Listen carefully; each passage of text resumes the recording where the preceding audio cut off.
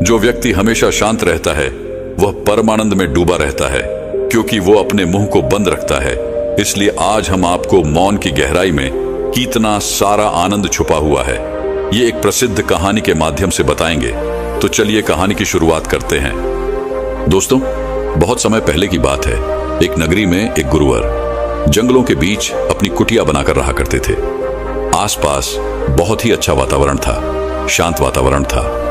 वहां जो कोई भी जाता था वह अपना दुख भूल जाता था। उस वातावरण की शांति में मन को एक असीम शांति प्राप्त होती थी, जिससे जो भी कोई वहां अपने दुख लेकर जाता वह उसे भूल जाया करता। एक दिन वह गुरु अपने कुछ शिष्यों को उपदेश दे रहे थे। वह कह रहे थे, हमें अत्यधिक कम बोलना चाहिए। हमारे पास 2 कान और 1 मुंह है। इसका अर्थ यह है कि हम जितना बोलते हैं उसका 2 गुना हमें सुनना चाहिए, और यही प्रकृति भी चाहती है। इसलिए उसने हमें इस रूप में ढाला है। इसलिए इस प्रकृति ने हमें 2 कान और 1 मुंह दिया है। तुमने देखा होगा कि इस प्रकृति में जिस भी पदार्थ की संख्या अत्यधिक है उस पदार्थ की कीमत उतनी ही कम है, और जो पदार्थ बहुत कम है उसकी कीमत उतनी ही ज्यादा है। और यही नियम हमारी जीभा पर भी लागू होता है।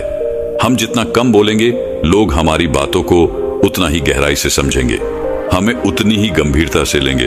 वह हमारी बात सुनेंगे, समझेंगे और हमारी इज्जत भी करेंगे। उन गुरु की यह बात सुनकर उन सभी शिष्यों में से एक शिष्य खड़ा हुआ और उसने उन गुरु से कहा है, गुरुवर, आपकी बातों को बीच में काटने के लिए क्षमा चाहता हूं, लेकिन मेरा एक प्रश्न है, क्या मैं आपसे पूछ सकता हूं? इस पर वह गुरुवर कहते हैं, अवश्य पूछो, तुम क्या पूछना चाहते हो? तभी शिष्य कहता है गुरुवर, यदि हम कम बोलेंगे तो हमारी बात सामने वाला किस तरह से समझ पाएगा? इस पर वह गुरुवर कहते हैं, तुम क्या कहना चाहते हो? तभी वह शिष्य उन गुरुवर से कहता है, गुरुवर, मान लीजिए कि मुझे किसी को उपदेश देना है और मैं उस उपदेश को थोड़ा ही बताता हूं, अर्थात कम बोलता हूं, तो भला वह उपदेश उन लोगों को किस तरह से समझ में आएगा? और यदि मैंने उनसे कम शब्द कहे, कम बातें कही, और उन लोगों को वह बात समझ नहीं आई, तो वो लोग मुझे गलत समझेंगे, या फिर यह भी हो सकता है कि वो लोग मेरी बातों का गलत मतलब निकाले। और हमने अक्सर अपने आसपास यह भी देखा है कि जब भी कोई झगड़ा करता है, मारपीट करता है, ऐसे समय पर जो व्यक्ति शांत रहता है, कम बोलता है, लोग उसे डरपोक समझते हैं, उसे मारते पिटते हैं, उसे डरपोक समझकर उसका उपहास करते हैं, अपशब्द कहते हैं, लेकिन वह कम बोलने वाला व्यक्ति उनसे कुछ नहीं कह पाता। इसीलिए है गुरुवर, तो ऐसे समय पर भी क्या हमारा शांत रहना उचित होगा? तभी वह गुरुवर मुस्कुराने लगे और अपने उस शिष्य से कहते हैं, मैं तुम्हें एक कहानी सुनाता हूं। इस कहानी के जरिए तुम्हें तुम्हारे सभी सवालों के जवाब मिल जाएंगी। इस कहानी को बड़े ही ध्यानपूर्वक सुनना और इसे समझने का प्रयास करना। बहुत समय पहले की बात है, एक छोटा सा राज्य था। उस राज्य का राजा अत्यधिक धनवान था। उसके पास किसी चीज की कोई कमी नहीं थी। उसका परिवार, उसका राज्य बहुत फला फूला हुआ था। प्रजा अपने राजा से बहुत खुश थी। प्रजा हमेशा अपने राजा का गुणगान किया करती थी। एक दिन वह राजा भरे राज दरबार में यह ऐलान करता है कि जो भी व्यक्ति मेरे मन की बात मुझे साफ और स्पष्ट तौर पर बता देगा, मैं उसे 100 सोने के सिक्के इनाम में दूंगा। राजा ने जो यह ऐलान किया था, यह बात पूरे राज्य में फैल गई। राज्य के हर कोने से बड़े बड़े विद्वान, बड़े बड़े साधु, बड़े बड़े पंडित, बड़े बड़े ज्ञानी सभी राज दरबार में उपस्थित होने लगे। कोई कहता कि है राजन, आप बहुत धनी है, तो कोई कहता आप बहुत विद्वान हैं। कोई उनकी राज्य की प्रशंसा करता, तो कोई उनकी वीरता की गुण गाता। कोई उनकी प्रजा के बारे में कहता, तो कोई उनकी ज्ञान की बातें करता। लेकिन सभी की बातें सुनकर राजा केवल एक ही बात कहता था, नहीं, इनमें से कोई भी बात मेरे मन में नहीं है। इनमें से कोई भी बात मेरे दिल की है ही नहीं। सभी ने बहुत प्रयत्न किए, सभी ने बहुत अच्छी अच्छी बातें उस राजा को बताई, लेकिन राजा हर बार केवल एक ही बात कहता था कि जो भी बातें आप लोगों ने कही हैं, ऐसी कोई भी बात मेरे मन में है ही नहीं।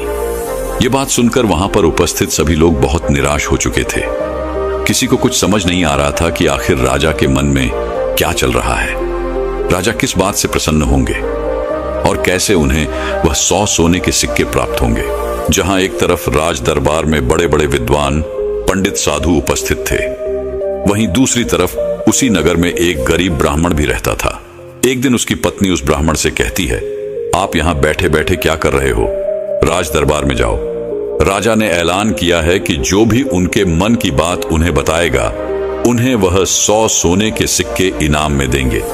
यह आवाज सुनने के बाद से बड़े बड़े विद्वान, बड़े बड़े पंडित, बड़े बड़े साधु और बड़े बड़े ज्ञानी राजा के दरबार में उपस्थित हैं और उन्हें तरह तरह की बातें बता रहे हैं। आप भी वहां क्यों नहीं जाते? आप भी वहां जाओ। राजा को उनके मन की बात बताओ ताकि राजा प्रसन्न हो सके और आपको इनाम में 100 सोने के सिक्के दें। अपनी पत्नी की यह बात सुनकर वह ब्राह्मण कहता है, तुम मूर्ख हो क्या? वे लोग राजा के बड़े खास लोग हैं, वो बड़े विद्वान हैं, पंडित हैं, ज्ञानी हैं उनके सामने। भला मैं क्या हूं? वह काम बड़े बड़े पंडितों का है, बड़े बड़े साधुओं का है, जिसने भी इस दुनिया का बहुत सारा ज्ञान अर्जित किया होगा। यह उसी के बस की बात है, मेरे बस की नहीं। वैभव राजा के मन की बात किस तरह समझ सकता हूं? हम गरीब हैं और हमें उस राज दरबार में जाने के लिए भी अनुमति चाहिए, और ऐसे में तुम मुझे उस राज दरबार में भेजना चाहती हो? यदि मैंने उनके मन की बात कह भी दी तो वह भला हमें 100 सोने के मोहरे क्यों देंगे? अपने पति की यह बात सुनकर उसकी पत्नी कहती है, ओहो, मुझे कुछ नहीं पता। आप उस राज दरबार में जाइए और जैसा मैं कहती हूं बिल्कुल वैसा कीजिए। जब आप उस राज दरबार में जाएंगे और राजा जब आपकी तरफ देख रहे होंगे, तब आपको पूर्व दिशा की तरफ अपनी एक उंगली उठा देनी है। और मुझे पता है कि राजा बहुत समझदार है, वह आपकी बात जरूर समझ जाएगा और आपको 100 सोने के सिक्के इनाम में देगा। अपने पत्नी की यह बात सुनकर वह ब्राह्मण जोर से हंस पड़ता है और कहता है, अरे तुम मूर्ख हो गई हो क्या? तुम्हें क्या लगता है एक पूर्व दिशा में मेरी एक उंगली उठाने से राजा मुझे 100 सोने के सिक्के दे देगा और वहां पर जो बड़े बड़े विद्वान, पंडित, साधु और ज्ञानी बैठे हुए हैं, वो लोग चुपचाप केवल नजारा देखते रहेंगे? क्या वह कुछ नहीं कहेंगे? इस पर उस ब्राह्मण की पत्नी कहती है, मैंने आपसे जितना कहा है आप बस उतना कीजिए और आप देखेंगे कि राजा आपको ही 100 सोने के सिक्के इनाम में देंगे। ब्राह्मण की पत्नी जैसे तैसे अपने पति को मना लेती है। अगले ही दिन वह ब्राह्मण राज दरबार में पहुंचता है। वह ब्राह्मण बहुत ही डरा सहमा हुआ था। इतने लोगों की भीड़ को देखकर वह बहुत डर रहा था, लेकिन वह अपनी पत्नी की बात मानकर उस राज दरबार में उपस्थित खड़ा रहा। जैसे ही राजा की नजर उस ब्राह्मण पर पड़ी, वह ब्राह्मण अपनी पत्नी की बात मानते हुए एक उंगली पूर्व दिशा की तरफ उठा देता है। यदि राजा बहुत प्रसन्न होता है और राजा तुरंत ही उसे 100 सोने के सिक्के इनाम में देता है। ये सब देख वहां पर उपस्थित बड़े बड़े विद्वान, पंडित, साधु और ज्ञानी सभी लोग आश्चर्यचकित रह गए कि आखिर ऐसा इसने क्या कह दिया जो राजा को बहुत अच्छा लगा। हर कोई यह सोचकर हैरान था कि इस ब्राह्मण ने तो केवल एक उंगली ही उठाई थी और इसे 100 सोने के सिक्के मिल भी गए।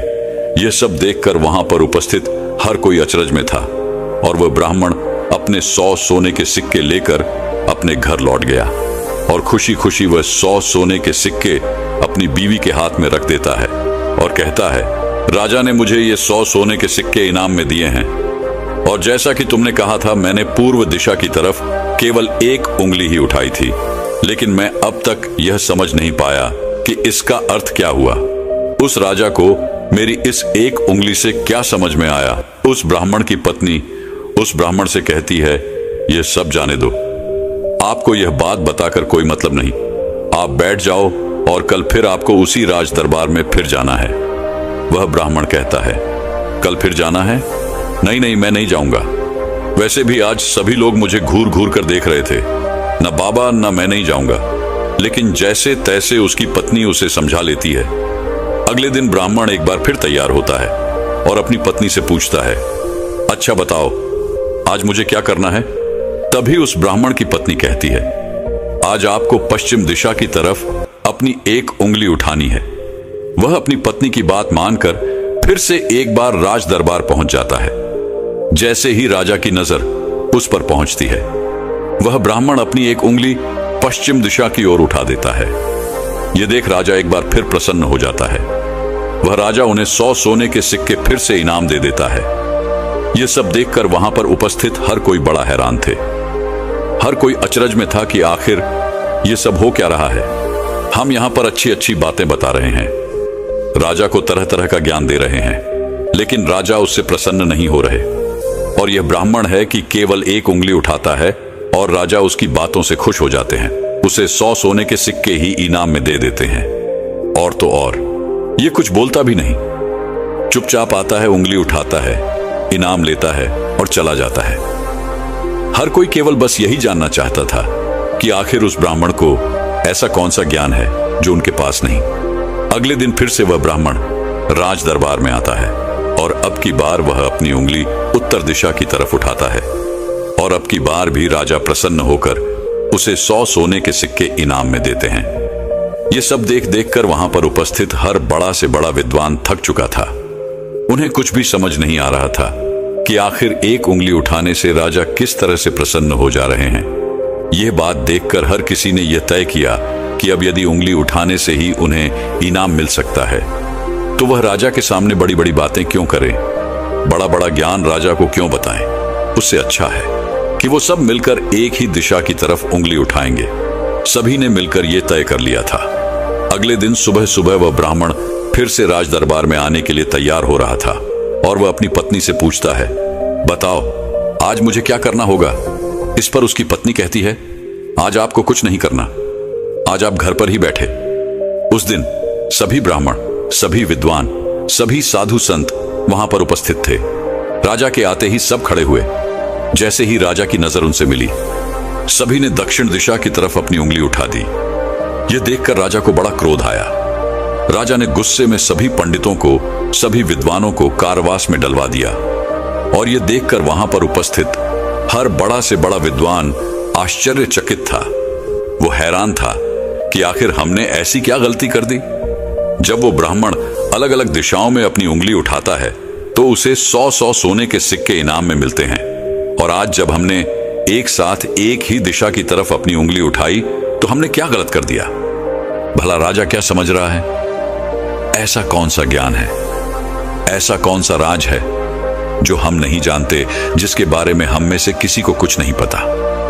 यह उंगली करने वाला कौन सा नया ज्ञान है जो हमने आज तक नहीं सीखा, जिसके बारे में हम में से किसी को आज तक कुछ नहीं पता।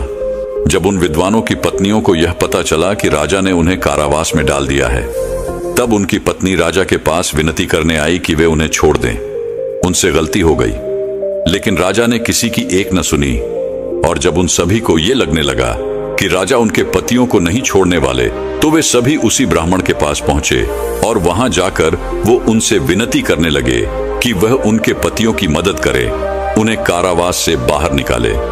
राजा ने उन्हें कारावास में डाल दिया है और हमने उनसे कई बार विनती की, आग्रह किया कि वो उन्हें छोड़ दे, उनसे गलती हो गई, लेकिन राजा ने एक न सुनी। इसलिए हम सभी आपके पास आए हैं, कृपया हमारी मदद करें। उस ब्राह्मण ने और उसकी पत्नी ने सारी बातें ध्यानपूर्वक सुनी। उसके बाद उस गरीब ब्राह्मण की पत्नी राज दरबार जाती है, और जैसे ही राज दरबार में राजा की नजर उस गरीब ब्राह्मण की पत्नी पर पड़ती है तो राजा अपनी 2 उंगलियां खड़ा करता है, और तभी वह ब्राह्मण की पत्नी अपने पैर पर ताली मारती है। यह देखकर राजा तुरंत ही अपने अधिकारों को आदेश देता है कि जाओ, उन सभी को कारावासियों से बाहर निकालो। यह सब देखकर वहां पर जो उपस्थित पंडित थे, उनकी हैरानी का कोई ठिकाना नहीं रह गया था। उन्हें यह समझ ही नहीं आ रहा था, क्या आखिर यह कौन सी विद्या है, यह कौन सा ज्ञान है। कभी वह ब्राह्मण एक उंगली खड़ी करता है, कभी राजा 2 उंगलियां खड़ी करता है, और कभी यह ब्राह्मण की पत्नी अपने टांगों पर ताली पीटती है। आखिर ये सब चल क्या रहा है, आखिर ये सब हो क्या रहा है। सभी मिलकर यह तय करते हैं कि इसका जवाब तो हमें वह गरीब ब्राह्मण ही देगा। इसलिए सभी मिलकर उस गरीब ब्राह्मण के घर पहुंचते हैं, और उन सभी पंडितों में से एक पंडित उन गरीब ब्राह्मण से कहता है, आप ही हमें बताइए, यह कौन सी विद्या है जो हम नहीं जानते। आपको भला राजा ने इतनी बार इनाम क्यों दिया, और जब हमने एक दिशा में उंगली उठाई तो हमें कारावास में डाल दिया, और जब हमारी पत्नियां हमें छुड़ाने आई, उन्होंने राजा से विनती की, राजा से आग्रह किया कि वह हमें छोड़ दें, लेकिन राजा ने उनकी एक ना सुनी। और जब आपकी पत्नी उसी राज दरबार में आती है तो उनके केवल एक आदेश पर, उनके केवल एक इशारे पर राजा हमें कारावास से छोड़ देता है। आखिर यह सब हो क्या रहा है? आखिर आपने यह सब कैसे किया? क्या आप हमें भी यह ज्ञान दे सकते हैं? क्या आप हमें भी यह विद्या सिखा सकते हैं? उन सभी की यह बात सुनकर तो ब्राह्मण उन सभी से कहता है, इसमें मैंने कुछ नहीं किया है, यह सब तो मेरी पत्नी का किया धरा है। यह सब ज्ञान तो उसने ही मुझे दिया है, और उसने जैसा मुझसे कहा मैं वैसा करता चला गया। तभी वो ब्राह्मण की पत्नी उन पंडितों से कहती है, मैंने पहले दिन अपने पति को कहा था कि वह पूर्व दिशा की ओर अपनी एक उंगली उठाए, और उन्होंने बिल्कुल वैसा ही किया, क्योंकि राजा का पूरा राज्य पूर्व दिशा में फैला हुआ है, और पूर्व दिशा में उनका यह राज्य अटल रहे, अटल रहे। कुछ यही बात राजा के मन में भी चल रही थी, जो राजा के दिल की बात थी। इसीलिए राजा प्रसन्न हुआ, और राजा ने मेरे पति को 100 सोने के सिक्के दिए। दूसरे दिन जब मेरे पति आए तो मैंने उन्हें कहा कि तुम आज के दिन पश्चिम दिशा की तरफ अपनी एक उंगली उठाना, जिसका अर्थ यह था कि आपका राज्य सूरज के उगने से ढलने तक के बीच में आप ही का राज्य रहेगा। यह बात राजा समझ चुके थे, क्योंकि राजा बहुत ज्ञानी है। इसी कारण राजा ने फिर से प्रसन्न होकर मेरे पति को 100 सोने के सिक्के दिए।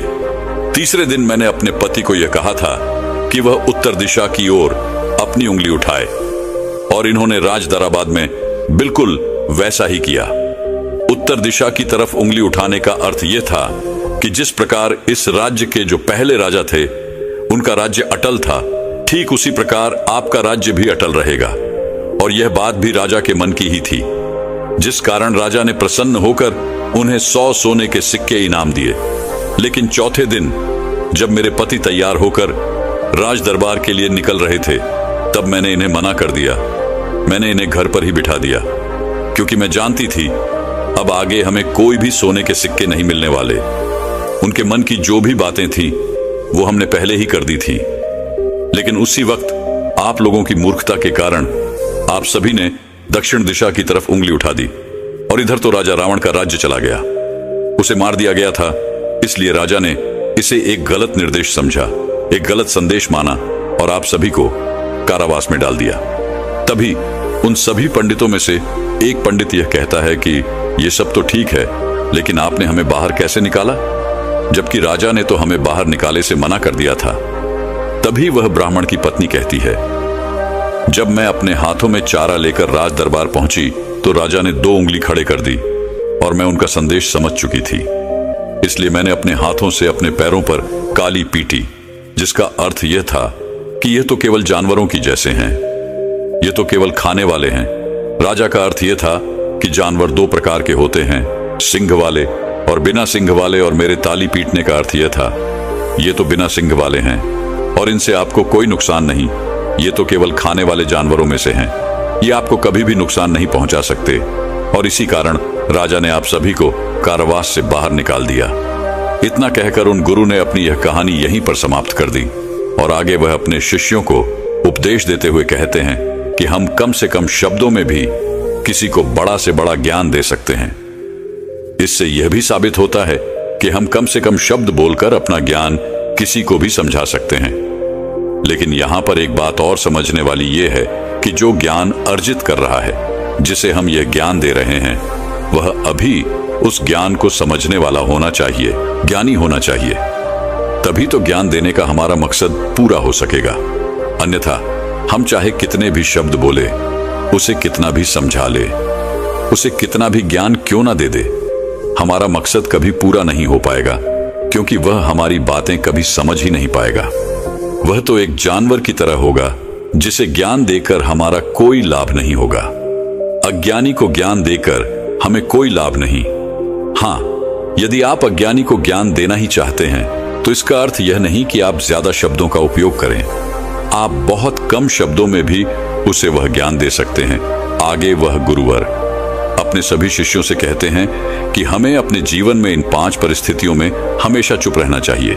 जब भी कोई इन 5 परिस्थितियों के समय पर बहुत कम बोलता है या फिर बोलता ही नहीं है, तो ऐसे लोगों को इज्जत दी जाती है, उनका सम्मान किया जाता है, उन्हें एक अलग नजर से देखा जाता है। ऐसे लोगों को लोग ज्ञानी समझते हैं, क्योंकि उन्हें पता है कब और कहां बोलना है और कितना बोलना है।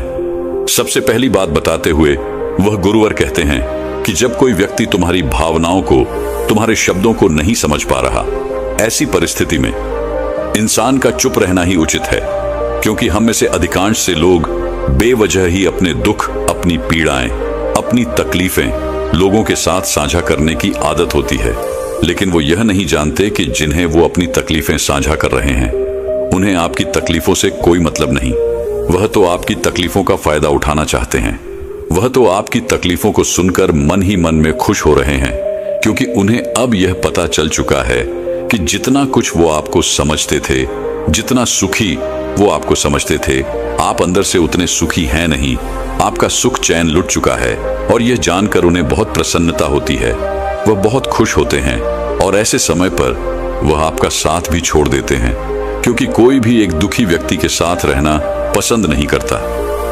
इसलिए जब भी ऐसी कोई परिस्थिति आए, जब आपको लगे कि मुझे अपनी भावनाओं को, अपने शब्दों को किसी के साथ साझा करना चाहिए, तो ऐसे समय पर आप अपने कुछ करीबी खास परिवार के सदस्य हो या फिर कुछ ऐसे खास मित्रों से अपनी बात साझा कर सकते हैं जिन पर आपको पूरा यकीन हो। और अन्यथा यदि आप किसी और के साथ अपने मन की यह बातें साझा करेंगे तो वो लोग आपको बेवकूफी समझेंगे, और ऐसे समय पर आप केवल मजाक के पात्र ही बनेंगे। दूसरी जगह जहां पर हमें चुप रहना चाहिए, जब हमें किसी विशेष मौके के बारे में अधूरी जानकारी हो, किसी विशेष घटना के बारे में जब हम नहीं जानते, जब हमें अधूरा ज्ञान हो, तो ऐसे मौके पर हमेशा चुप रहना चाहिए। हम में से अधिकांश लोगों को यह शौक होता है कि वे अपने ज्ञान का प्रदर्शन करें, लेकिन अधिकांश लोगों को आपने देखा होगा कि उन्हें उस विषय के बारे में अधूरा ज्ञान होता है, जिस कारण वह हर समय लोगों के बीच मजाक का पात्र बनते हैं। लोग उनकी खिल्ली उड़ाते हैं, उनका मजाक बनाते हैं, और ऐसे व्यक्तियों को लोग कभी गंभीरता से नहीं सुनते, उन्हें कभी गंभीरता से नहीं लेते। जो भी बातें हमने इधर उधर से सुनी है, जिनका हमें ज्ञान नहीं है, उन बातों को लेकर हमें कभी भी दूसरों को नहीं समझाना चाहिए, ना ही अपनी बातों को दूसरों से मनवाना चाहिए। आगे गुरुवर अपने शिष्यों को तीसरी बात बताते हुए कहते हैं, जब कोई इंसान किसी दूसरे व्यक्ति की बुराई कर रहा हो, तो ऐसे समय पर तुम्हें चुप रहना चाहिए, क्योंकि ऐसा व्यक्ति कभी किसी का नहीं होता। तुम जिस नकारात्मक बातों का हिस्सा बनने जा रहे हो, वह नकारात्मक बातें तुम्हारे मन में प्रवेश करती चली जाएंगी, और धीरे धीरे यह नकारात्मक बातें तुम पर हावी होने लगेंगी, और फिर तुम भी उसी की तरह नकारात्मक बातें सुनने लगोगे, सोचने लगोगे और करने लगोगे। इसीलिए कभी भी इन चीजों का हिस्सा न बने, क्योंकि जो व्यक्ति तुम्हारे सामने किसी तीसरे व्यक्ति की बुराई कर रहा है, ऐसा जरूरी नहीं कि वो तुम्हारी बुराई उस तीसरे व्यक्ति के सामने ना कर रहा हो। ऐसे व्यक्ति कभी किसी के नहीं होते, वह पीठ पीछे एक दूसरे की बुराई करते ही रहते हैं। इसलिए जब भी कोई व्यक्ति तुम्हारे सामने किसी तीसरे व्यक्ति की बुराई कर रहा हो, तो तुम्हें उसकी बातें केवल ध्यानपूर्वक सुननी है, लेकिन उस पर कोई भी प्रतिक्रिया नहीं देनी। आगे वह गुरुवर अपने शिष्यों को अगली बात बताते हुए कहते हैं, जब कोई व्यक्ति तुम पर गुस्सा कर रहा हो, तुम पर चिल्ला रहा हो, तुम्हारा अपमान कर रहा हो, तुम्हें अपशब्द कह रहा हो, ऐसे वक्त पर तुम्हें शांत रहना चाहिए, चुप रहना चाहिए, क्योंकि तुम्हारे मौन से बड़ा और कोई हथियार नहीं। तुम चुप रहकर उसके सभी सवालों का जवाब उसे दे सकते हो, और तो और तुम चुप रहकर उसके गुस्से को शांत करने में उसकी मदद भी कर सकते हो, और ऐसा करने से तुम इस परिस्थिति को और बिगड़ने से बचा सकते हो। और देखना, जब गुस्सा करने वाला व्यक्ति शांत होगा, जब उसका गुस्सा शांत हो जाएगा, तो उसे अपनी गलती का एहसास भी होगा, और वह तुमसे माफी भी मांगेगा। इसलिए तुम्हें ऐसे जगहों पर चुप रहना चाहिए, किंतु तुम्हें हर जगह पर चुप भी नहीं रहना चाहिए। जब तुम्हें लगे कि कोई व्यक्ति गलत कर रहा हो, तो उसका विरोध कर शांत मत रखो, क्योंकि यदि तुम ऐसी परिस्थिति में चुप रहोगे, तो वह तुम्हें कमजोर समझेगा, तुम्हें डरपोक समझेगा, और तुम्हारे इस कमजोरी का फायदा भी उठाएगा। गुस्से का ये जो तरीका है, ये केवल अपनों के साथ ही अच्छा है, जैसे तुम्हारा परिवार, सगे संबंधी, तुम्हारे खास मित्र, लेकिन हर इंसान के सामने तुम्हें ऐसे नहीं रहना।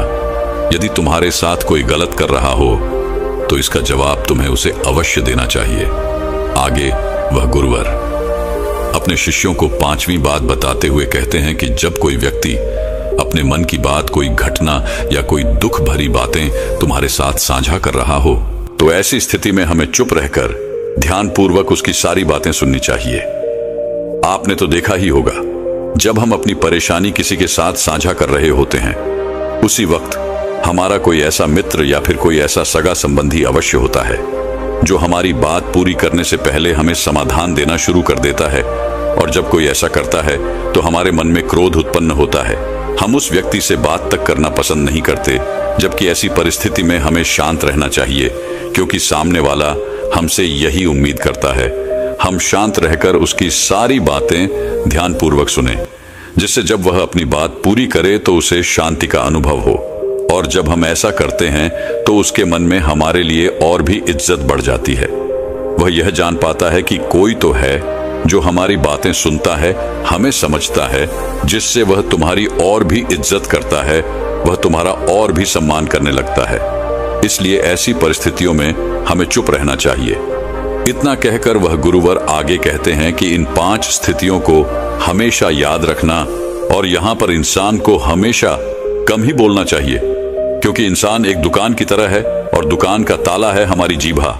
और जब इस ताले से हमारी दुकान खुलती है, अर्थात हमारे अंदर की बातें जब बाहर आती हैं, तभी पता चलता है कि यह इंसान अंदर से कोयले का है या फिर सोने का।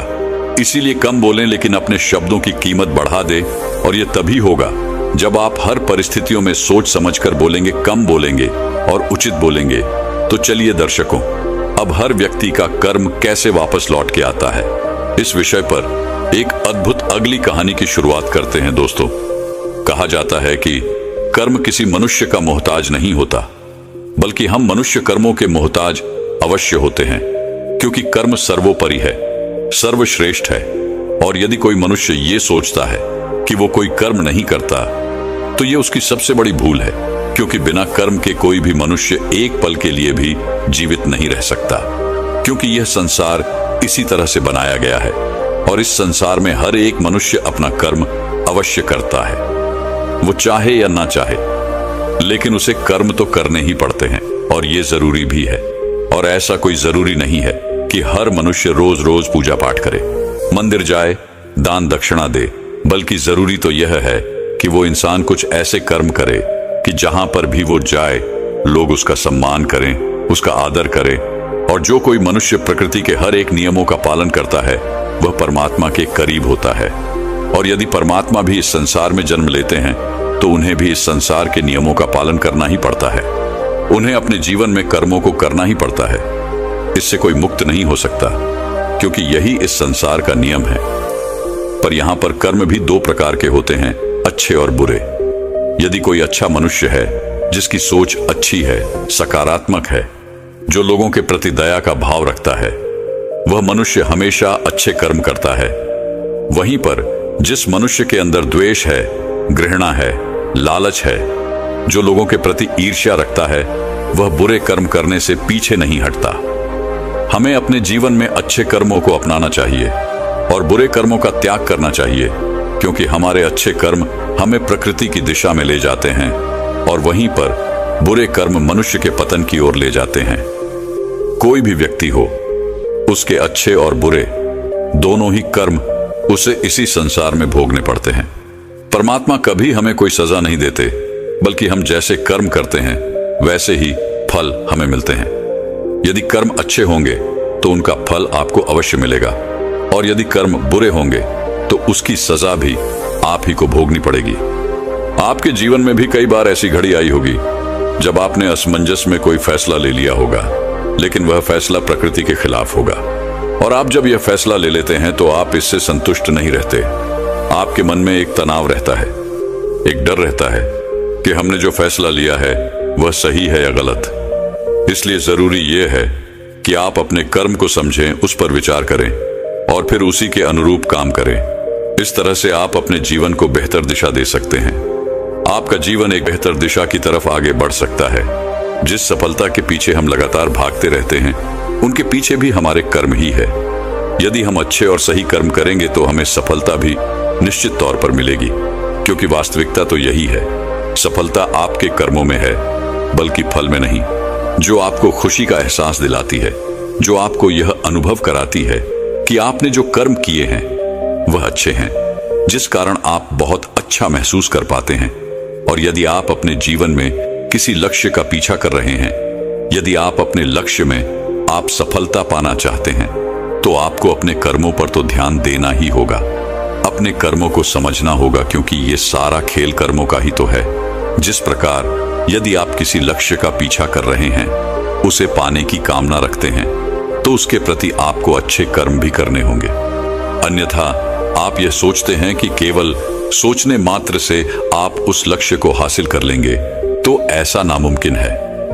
तो दोस्तों, आज की यह जो कहानी है, ये कर्मों के सिद्धांतों के बारे में ही है, और यह सिद्धांत हमारे जीवन में किस तरह से काम करते हैं, इन्हीं के बारे में आज की यह छोटी सी कहानी आपको यह सिखाएगी कि आपके कर्म किस तरह से आपके जीवन पर प्रभाव डालते हैं। एक समय की बात है, एक नगरी में एक महान बौद्ध भिक्षु प्रवचन दे रहे थे। वहां पर सभी लोग उपस्थित थे। जैसे ही प्रवचन समाप्त हुआ, उन प्रवचन सुनने वालों में से एक व्यक्ति ने उन बौद्ध भिक्षु से कहा, है गुरुवर, मेरे मन में एक प्रश्न है, यदि आपकी आज्ञा हो तो मैं आपसे पूछना चाहता हूं। इस पर वह बौद्ध भिक्षु उस व्यक्ति से कहते हैं, हाँ जरूर पूछिए, आपका क्या प्रश्न है। इस पर वह व्यक्ति उन बौद्ध भिक्षु से कहता है गुरुवर, मैं अपने जीवन में सभी कार्य करता हूं, मैं कभी किसी का बुरा नहीं सोचता, बुरा नहीं करता, फिर भला मेरे साथ बुरा क्यों होता है? मैंने तो किसी का बुरा नहीं किया, मैं हमेशा अच्छे कर्म करने की तलाश में रहता हूं, मैं हमेशा अच्छे कर्म करता हूं, फिर भला मेरे साथ ऐसा क्यों होता है? मुझे हमेशा दुख क्यों झेलना पड़ता है? जब मैं कुछ बुरा करता ही नहीं हूं, तो फिर भला मेरे ऊपर दोष क्यों मार दिया जाता है? क्या आप मुझे यह बता सकते हैं कि मेरे कर्म सही हैं या गलत? क्या आप मुझे कर्मों के बारे में स्पष्ट तौर पर समझा सकते हैं?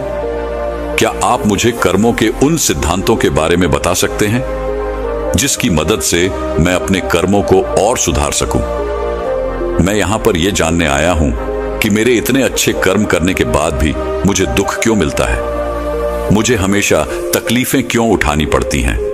और मैंने तो यह भी देखा है कि जो मनुष्य दूसरे को तकलीफ देता है, दूसरों के प्रति मन में ईर्ष्या रखता है, वह हमेशा खुश रहता है, उसके साथ हमेशा अच्छा होता है। ऐसा क्यों? उस व्यक्ति की सारी बात उन बौद्ध भिक्षु ने बड़े ही ध्यानपूर्वक सुनी, और उसके बाद उन्होंने उस व्यक्ति से कहा, अच्छा, तुम्हें ऐसा क्यों लगता है कि तुम अच्छे कर्म कर रहे हो, और जो तुमने अच्छे कर्म किए हैं उसका फल भी तुम्हें नहीं मिला? और जैसा कि तुमने कहा, तुमने कुछ ऐसे लोगों को भी देखा है जो बुरे कर्म करते हैं, लोगों के प्रति ईर्ष्या रखते हैं, द्वेष रखते हैं, उन्हें उनके कर्मों का फल बुरा नहीं मिल रहा। इस पर वह व्यक्ति कहता है गुरुवर, मैंने कभी किसी का बुरा नहीं चाहा, न ही किसी का बुरा किया है, तो ये मेरे अच्छे कर्म ही तो किए हैं। इस पर वह बौद्ध भिक्षु मुस्कुराने लगे और उस व्यक्ति से कहते हैं, आज मैं तुम्हें कुछ ऐसे सिद्धांत बताने वाला हूं जिनके बारे में तुम्हें जानना आवश्यक है। कर्म किस तरह से काम करते हैं और इनका हमारे जीवन पर क्या प्रभाव पड़ता है, ताकि हम अपने जीवन से कुछ सीख सकें, अपने जीवन को एक सही दिशा दे सकें, और हम अपने इस जीवन को अपनी इच्छा अनुसार जी सकें। क्योंकि आप में से कईयों ने यह सुना होगा कि हमारे कर्म ही हमारा भाग्य है। इसलिए मैं आपको यह समझाना चाहता हूं कि हमारे कर्म कोई पत्थर की लकीर नहीं जिन्हें बदला नहीं जा सकता, बल्कि हम अपने जीवन को उन विचारों से, उन कार्यों से बदल सकते हैं जिन्हें हम अभी चुनते हैं। क्योंकि इस संसार में ऐसा कोई मनुष्य नहीं है जो बिना कर्म किए जीवित रह सके, क्योंकि हम में से हर एक व्यक्ति अपने जीवन में कर्म करता ही है, और हमारे द्वारा सुबह से लेकर रात तक होने वाली शारीरिक और मानसिक कार्य जो हमारे ऊपर असर डालते हैं, ये सब हमारे कर्म ही है। यह कर्म केवल वह नहीं जो हम बाहरी तौर पर करते हैं या फिर बाहरी तौर पर हमें दिखाई पड़ता है, बल्कि हमारे कहे गए शब्द, हमारे विचार, हमारे भाव, यह भी कर्म ही है। कोई भी ऐसा कर्म जिसका होने का कारण हम हैं, वह हमारे कर्म ही होते हैं। जैसे हमारा बैठना, उठना, चलना, पीना, खाना, सोचना, विचार करना, हमारे मन में उत्पन्न होने वाले भाव भी, यह सारे कर्म ही हैं। सबसे पहले तो तुम्हें यह समझने की आवश्यकता है कि इस ब्रह्मांड में जो भी ऊर्जा है, उसका एक रूप है जिसमें हमारे विचार और भावनाएं भी शामिल हैं। जो निरंतर चलता रहता है। और फिर जब हम अपने विचार, अपनी भावनाओं को इस ब्रह्मांड की ओर छोड़ते हैं, चाहे वह अच्छे हों या बुरे, वह ऊर्जा कभी नष्ट नहीं होती, बल्कि यह तो किसी न किसी रूप में हमारे पास वापस लौट कर आती है। और यदि यह ऊर्जा सकारात्मक होगी तो इसका परिणाम आपको सकारात्मक मिलेगा, और वहीं पर यदि यह ऊर्जा नकारात्मक होगी तो इसका परिणाम आपको नकारात्मक ही मिलेगा। आगे वो बौद्ध भिक्षु उस व्यक्ति से कहते हैं कि मैं तुम्हें अब कर्मों के कुछ सिद्धांत के बारे में बताने वाला हूं। जीने जानने के बाद तुम्हें यह स्पष्ट हो जाएगा कि तुमने अच्छे कर्म किए या बुरे, और यह कर्म हमारे जीवन में किस तरह से असर डालते हैं, हमारे जीवन पर इसका किस तरह से प्रभाव पड़ता है। आगे वह बौद्ध भिक्षु उस व्यक्ति से कहते हैं कि कर्मों का पहला सिद्धांत यह कहता है कि हम जो भी विचार या ऊर्जा इस ब्रह्मांड को देते हैं वह हमारे पास अवश्य लौट कर आती है, फिर चाहे वह सकारात्मक हो या नकारात्मक। यदि तुमने अच्छी ऊर्जा ब्रह्मांड की ओर भेजी होगी तो तुम्हारे पास अच्छी ऊर्जा ही लौट कर आएगी। यदि तुमने नकारात्मक ऊर्जा इस ब्रह्मांड की ओर भेजी होगी तो नकारात्मक ऊर्जा ही तुम्हारे पास वापस लौटेगी, क्योंकि यह ब्रह्मांड अच्छे और बुरे का भेद नहीं समझता। अच्छा क्या है, बुरा क्या है, यह नहीं जानता। अच्छा और बुरा इसकी पहचान करना तो हमें आता है, इसलिए हमें अपने मन में अच्छे विचार रखने चाहिए ताकि आपको अच्छे फल मिल सके। वहीं पर अगर आप बुरे विचार रखते हैं तो उसके होने वाले दुष्परिणामों से भी आपको कोई नहीं बचा सकता, उसे आपको भोगना ही पड़ेगा। कर्मों का दूसरा सिद्धांत यह कहता है, हम अपने जीवन में जो कुछ भी पाना चाहते हैं पहले हमें खुद को उस लायक बनाना होगा। जैसे कि अगर हम दूसरे से यह आशा करते हैं कि वह हमारा सम्मान करें, हमारा आदर करें, तो इसके लिए हमें पहले खुद ही दूसरों का आदर और सम्मान करने आना चाहिए। या फिर इसे यूं भी कह सकते हैं कि पहले आपको उस काबिल बनना होगा ताकि वह लोग आपका सम्मान कर सकें, आपका आदर कर सकें। जिस प्रकार यदि आप नियम के बीज बोते हैं तो आपको आम का फल कभी नहीं मिल सकता, ठीक उसी प्रकार जो आप बीज बोएंगे आपको फल भी वैसे ही मिलेंगे। इसलिए सदैव अच्छे कर्म करने के बारे में सोचे, अच्छा कर्म करें और अच्छी वाणी बोले। कर्मों का अगला सिद्धांत ये कहता है कि हमारे जीवन में यदि कोई घटना घटित हो जाती है तो वह घटना अकस्मात हमारे जीवन में नहीं आती, बल्कि यह भी हमारे कर्मों का ही फल होता है। जिस प्रकार यदि आप अपने किसी लक्ष्य को हासिल करना चाहते हैं तो आपको अपने लक्ष्य के प्रति तत्पर होना होगा। अपने लक्ष्य के प्रति जिस कार्य को करना है उसे करते रहना होगा। जो मेहनत, जो लगन उस लक्ष्य को पाने के लिए करनी है वो आपको करते रहनी होगी। उस संघर्ष का सामना भी आपको करना होगा, तब जाकर आप कहीं उस लक्ष्य तक पहुंच सकेंगे। क्योंकि हमारा यह जीवन संघर्षों से भरा हुआ है और हमें यदि कोई अच्छी चीज प्राप्त करनी है तो हमें संघर्ष तो करने ही पड़ेंगे। इसीलिए यदि आप अपने जीवन में किसी लक्ष्य को पाने की इच्छा रखते हैं तो अपने जीवन में चमत्कार पर भरोसा करना छोड़ दें और अपनी मेहनत, अपनी काबिलियत पर यकीन करना सीखें।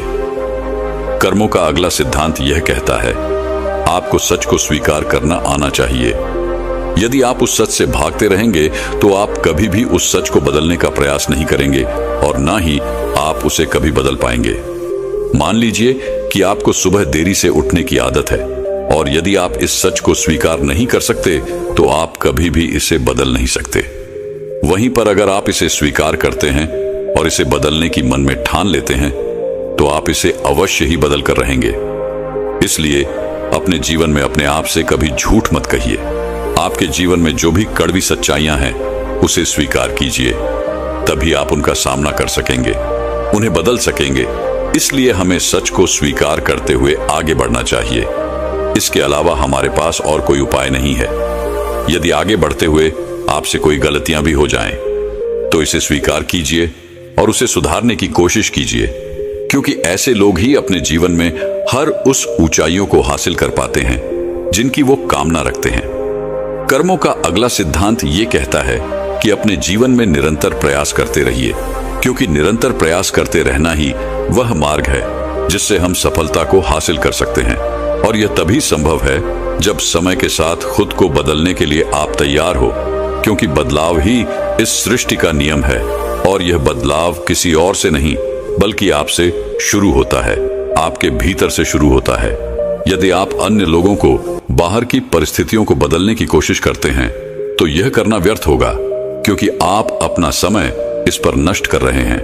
उसकी जगह पर यदि आप अपने ऊपर ध्यान दें, अपने अंदर ध्यान दें, तो आप उसे अवश्य बदल सकते हैं और अपने समय का सही इस्तेमाल करके आप अपने लक्ष्य तक अवश्य पहुंच सकते हैं। मान लीजिए कि आप कोई ऐसा कार्य करने जा रहे हैं जिसके लिए आपको कड़ी मेहनत करनी होगी, लेकिन आप यह सोच रहे हैं कि कोई आएगा और आपकी इस मेहनत में मदद करेगा, तो ऐसा करना व्यर्थ होगा। बल्कि इसके लिए तो आपको यह करना चाहिए कि यदि आपको उस काम के बारे में कोई भी खास जानकारी नहीं है तो पहले आप उसके लिए जानकारी प्राप्त करें, उसके बारे में सीखें, समझें और फिर उस कार्य को शुरू कर दें। यदि आप समय के साथ अपने अंदर बदलाव करते जाएंगे और निरंतर अपने कार्य पर काम करते जाएंगे तो आप अवश्य ही सफलता को हासिल कर सकेंगे। वह बौद्ध भिक्षु अगला सिद्धांत बताते हुए कहते हैं, आज आपके जीवन में जो कुछ भी आपके पास है, आप चाहे जहां कहीं भी हो, आपके जीवन में जो भी मुसीबतें हैं, जो भी सफलताएं आपने प्राप्त की हैं, ये सब आप ही के कर्मों का फल है। इन सब के लिए आप ही जिम्मेदार हो, क्योंकि आपने ही अपने भूतकाल में कुछ ऐसे फैसले लिए थे जिसका परिणाम या तो आपको बहुत अच्छा मिल रहा है या तो बहुत बुरा। लेकिन हमें इनसे मुंह नहीं मोड़ना चाहिए, बल्कि हमें इन्हें स्वीकार करना चाहिए, इनकी जिम्मेदारी लेनी चाहिए। अगर हम ऐसा नहीं करते और किसी अन्य व्यक्ति या फिर किसी परिस्थिति को हम इसका दोष मढ़ते हैं, जिम्मेदार मानते हैं, तो ये करना बिल्कुल सही नहीं होगा, क्योंकि ये हमें आने वाली और भी बड़ी मुसीबतों में फंसा सकता है और फिर हम कभी भी इस समस्या का समाधान नहीं कर पाएंगे। क्योंकि हम में से अधिकांशतः लोगों की यह आदत होती है कि जब हम कोई अच्छा कार्य करते हैं और जब उस कार्य के लिए हमें शाबाशी मिलती है तो हम वहां पहुंच जाते हैं, लेकिन वहीं पर जब हमने कोई बुरा कार्य किया होता है तो हम इसका दोष किसी और के सर मढ़ देते हैं, जबकि हमें ऐसा नहीं करना चाहिए। हमें इसकी जिम्मेदारी खुद उठानी चाहिए। हमारे इस कार्य से जो भी समस्याएं उत्पन्न हुई हैं, उसका समाधान हमें खुद ही करना चाहिए। वह बौद्ध भिक्षु अगला सिद्धांत बताते हुए कहते हैं कि आज हमारा जो जीवन है, इसमें जुड़ा हुआ हमारा वर्तमान, हमारा भविष्य और हमारा आज है, और ये सब कुछ हमसे जुड़ा हुआ है। जैसे कि यदि आपने अपनी अतीत में कोई ऐसी चीज सीखी थी जो आज आपके काम आ रही है, तो हो सकता है कि आप आज भी कुछ ऐसा सीख रहे हों जो आपका आने वाला भविष्य बना सकती है। इसलिए हमें सीखने से कभी पीछे नहीं हटना चाहिए। हमें अपने जीवन में लगातार सीखते रहना चाहिए, क्योंकि ये हमारे जीवन में कभी भी काम आ सकता है। इसलिए कभी भी इससे पीछे नहीं हटना चाहिए। ये सब हमसे जुड़ा हुआ है। हमारा वर्तमान, अतीत और भविष्य सब एक साथ जुड़े हुए हैं। कर्मों का अगला सिद्धांत ये कहता है कि हमें यदि किसी लक्ष्य को पाना है तो हमें केवल एक चीज पर अपना ध्यान केंद्रित करना चाहिए, न कि कई सारी चीजों पर। जब हम एक साथ बहुत सारी चीजों पर अपना ध्यान केंद्रित करने लग जाते हैं तो हमारे सीखने की गति धीमी हो जाती है और हम फिर किसी भी चीज को सीख नहीं पाते, जो हमारे जीवन में निराशा और नकारात्मकता का कारण बन जाता है। यदि मान लीजिए कि आप एक अध्यापक बनना चाहते हैं, तो अध्यापक बनने के लिए आपको अपना पूरा ध्यान केवल अध्यापिका की पढ़ाई पर लगाना चाहिए, न कि बहुत सारी अन्य चीजों पर। यदि आप पूर्ण रूप से केवल अध्यापिका की पढ़ाई पर ध्यान देते हैं तो आप अवश्य ही अध्यापक बन जाएंगे। और यदि आप उस समय पर अन्य सारी चीजों पर ध्यान देते हैं तो आपका ध्यान भटक जाएगा। ना तो आप अच्छी तरह से पढ़ाई कर सकेंगे और ना ही अपने लक्ष्य को प्राप्त कर सकेंगे, जिस कारण आपके जीवन में केवल निराशा और नकारात्मकता ही बचेगी और फिर आप कभी भी अपने लक्ष्य तक नहीं पहुंच सकोगे। कर्मों का अगला सिद्धांत ये कहता है कि जीवन में खुश रहो।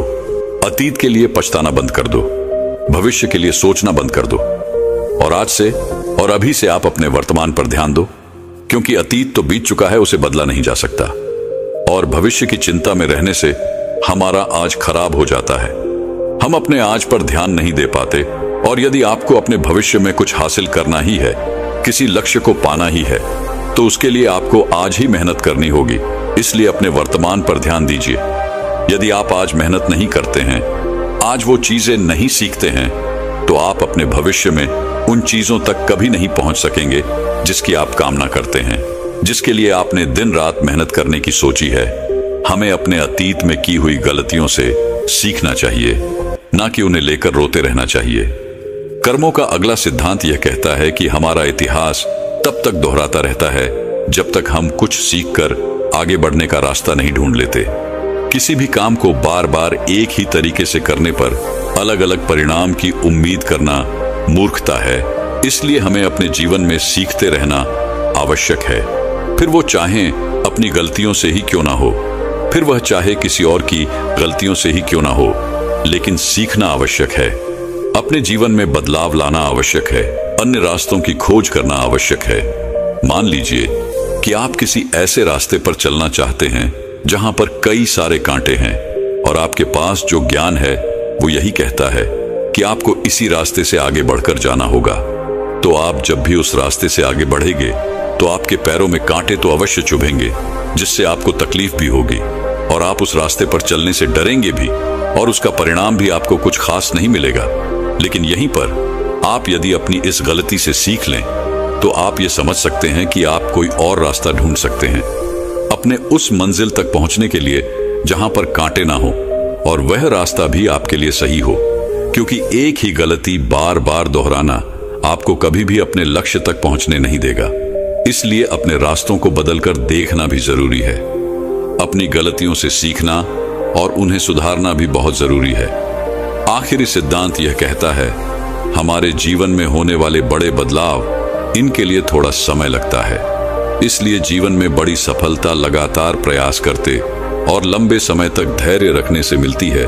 इसलिए यदि हम अपने जीवन में लंबे समय तक चलने वाले परिणाम चाहते हैं तो हमें धैर्य रखना भी आवश्यक है।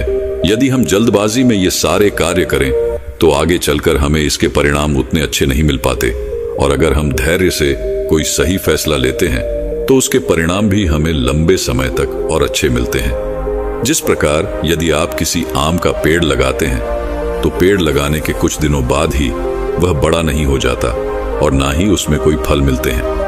यदि आपको आम के यानी कि उस फल की प्राप्ति करनी है तो उस पेड़ को बड़ा होने तक का समय आपको देना पड़ेगा, यानी कि धैर्य तो आपको रखना ही पड़ेगा। और यदि आपके पास धैर्य नहीं है तो आप उस पेड़ को नष्ट कर देंगे, जिससे आपको ना तो वो फल मिलेगा और ना ही वो परिणाम। और हम अपने जीवन में भी तो कुछ ऐसा ही करते हैं। जब हम किसी कार्य को शुरू करते हैं तो हम ये सोचते हैं कि हमें जल्दी जल्दी वो परिणाम मिल जाए ताकि हम अपने लोगों को बता सकें, अपने परिवार के साथ वो खुशियां बांट सकें। लेकिन आप ये भूल जाते हैं कि जब हम किसी कार्य को शुरू करते हैं तो उसमें हम बिल्कुल जीरो होते हैं, और 0 से 1 तक पहुंचने में हमें थोड़ा समय लगता है, और 1 से 10 तक पहुंचने में हमें थोड़ा और समय लगता है। लेकिन यह जो समय है, यह जो अनुभव है, यही आपको सिखाता है कि आपके जीवन में जो बड़े बदलाव आने वाले हैं उसके लिए आपको समय देना होगा, आपको ध्यान रखना होगा। तभी आप 0 से लेकर के 10 तक पहुंचने की क्षमता जुटा पाएंगे।